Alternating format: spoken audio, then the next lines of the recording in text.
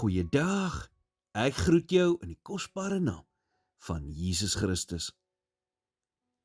Die Bybel gee vir ons twee interessante beelde wanneer dit kom by ons verhouding met Jesus Christus. Die eerste een is 'n loot. Johannes 15 vers 5 sê, ek is die wynstok, julle die lote. Wie in my bly en ek in hom, hy dra veel vrug, want sonder my kan julle niks doen nie. Jesus wil so na aan jou wees, soos wat 'n loot aan 'n wingerdstok is. Die een loot is 'n verlengstuk van die ander. Dis baie moeilik om te sê waar die een loot begin en die ander een eindig. Die loot is nie net aan die wingerdstok verbind die oomblik wat hy vrug dra nie. Die tuinier hou nie takke in 'n boks en plak dit dan aan die wingerdstok op die dag wat hy wil druiwe hê nie. Nee, die loot trek voortdurend voeding uit die wingerdstok. Om van die wingerdstok geskei te wees, beteken dat die loot sal doodgaan. Die tweede een is 'n bruid.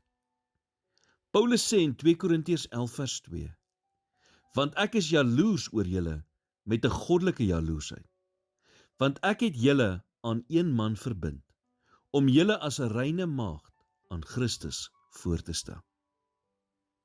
Ons is die bruid van Christus. Dit beteken eerstens dat kommunikasie met hom nooit ophou nie.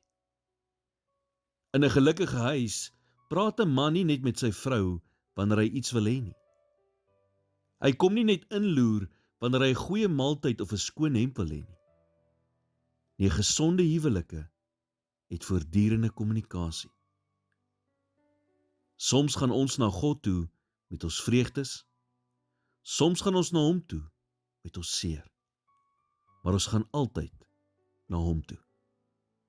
En hoe meer ons gaan, hoe meer word ons soos hy. Mense wat baie jare saam is, begin later eners klink, eners praat en selfs eners dink. Net so gebeur dit, dat ons wat saam met Jesus wandel, later sy beginsels aanneem. Here, U is die wingerdstok en ek is die loot. Help my om aan U geheg te bly, sodat ek goeie vrug kan dra. Maak my 'n toegewyde bruid, wat in konstante kommunikasie met U is, nie net wanneer ek iets nodig het nie. In Jesus naam bid ek dit. Amen.